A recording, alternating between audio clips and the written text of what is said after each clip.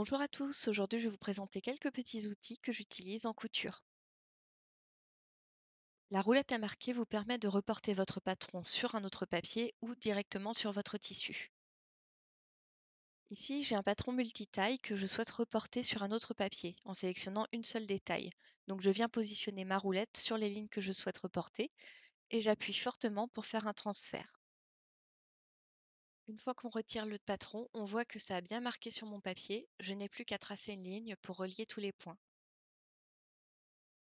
La roulette à presser sert à ouvrir les coutures et à marquer les plis. Elle remplace un petit peu le fer à repasser quand on n'a pas trop envie de le sortir.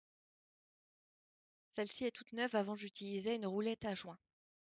Donc voici une petite démonstration avec ma roulette à joint. Donc le principe est exactement le même, on vient ouvrir la couture en roulant.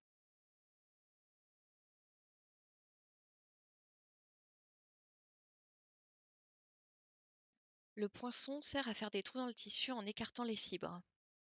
Il existe différents modèles en fonction de la taille des trous que vous souhaitez faire. À titre personnel, je l'utilise essentiellement pour poser des busques de corsetterie. Donc là, je vous fais une petite démonstration avec les deux tailles de poinçons que je possède. Donc le premier qui fait des trous assez petits, on voit que ça écarte juste les fibres, mais ça ne les abîme pas.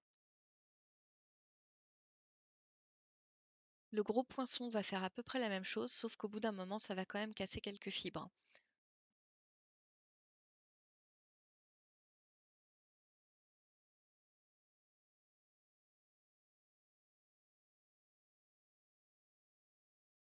Les marqueurs de marge de couture permettent de tracer de manière régulière une marge tout le long de votre patron. Il existe plusieurs diamètres, donc moi j'ai 3, 5, 7 et 10 mm. On va utiliser celui de 7 mm. On vient glisser le patron dans l'encoche, on positionne un crayon au centre et il nous reste juste à tracer. On peut l'utiliser directement quand on trace sur le tissu.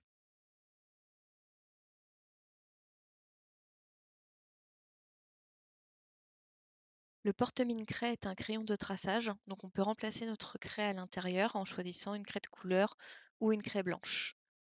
Il existe plusieurs modèles avec des tailles de craie différentes.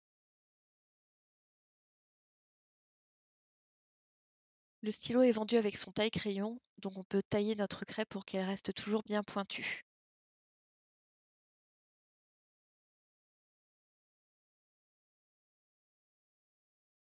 Le dernier objet que je vais vous présenter, c'est le stylo effaçable avec la chaleur.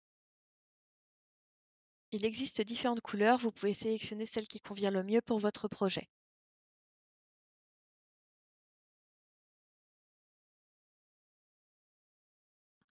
On va faire un test sur du coutil blanc. J'ai déjà un trait de tracé et je rajoute un petit zigzag. Pour mon test, j'ai réglé mon fer à repasser au minimum, mais je pense que ça part mieux avec un fer un peu plus chaud. À la fin, on voit que le crayon est bien parti. Merci d'avoir regardé cette vidéo, j'espère qu'elle vous aura plu. N'hésitez pas à liker, commenter, partager et vous abonner à la chaîne pour plus de vidéos couture.